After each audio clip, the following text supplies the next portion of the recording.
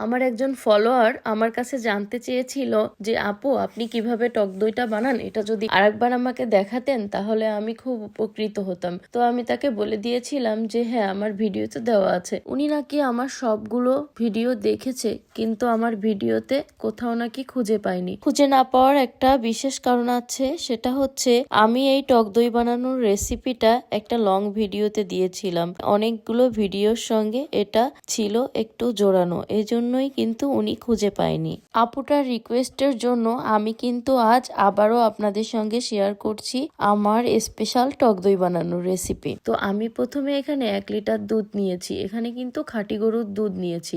তারপর কিন্তু আমি দুধটাকে ভালোভাবে জাল দিয়ে নিয়েছি।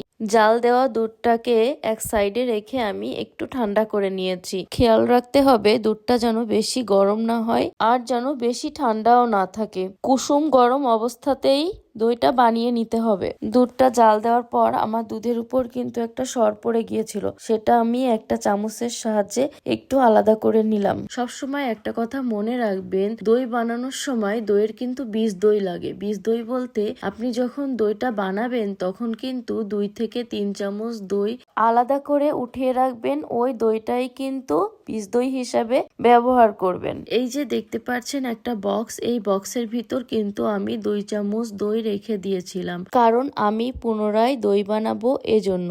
এটাই কিন্তু বীজ দই। প্রথমে আমি আমার দই মেকারের পাত্রটা নিয়ে নিয়েছি। এই পাত্রটার ভিতর কিন্তু আমি 2 চামচ বীজ দই নিয়ে নিয়েছি। তারপর আমি একটা চামচের সাহায্যে এটা কিছুক্ষণ ফেটিয়ে নিলাম। 2 থেকে 3 মিনিট ফেটালেই কিন্তু হয়ে যাবে। তারপর কিন্তু আমি এখানে সেই কুসুম গরম দুধটা ঢেলে দিয়েছি। ঢেলে দিয়ে চামচ দিয়ে 1-2 বার এভাবে নাড়িয়ে ভালোভাবে মিশিয়ে নিয়েছি। তারপর কিন্তু আমি এটাকে দই মেকারে বসিয়ে সুইচটা অন করে দিয়েছিলাম। দইটা তৈরি হওয়ার জন্য কিন্তু আমি 7 থেকে 8 ঘন্টা ওয়েট করেছিলাম। 7 থেকে 8 ঘন্টা ওয়েট করার পর আমি দেখি যে আমার দইটা হয়ে গিয়েছে। তবে দইটাকে আরো একটু পারফেক্ট করার জন্য আমি কিন্তু এটাকে 1 ঘন্টা যাবত ফ্রিজে রেখে দিয়েছিলাম। ফ্রিজে রাখার কারণে দইটা কিন্তু আমার খুব ভালোভাবে সেট হয়ে গিয়েছে।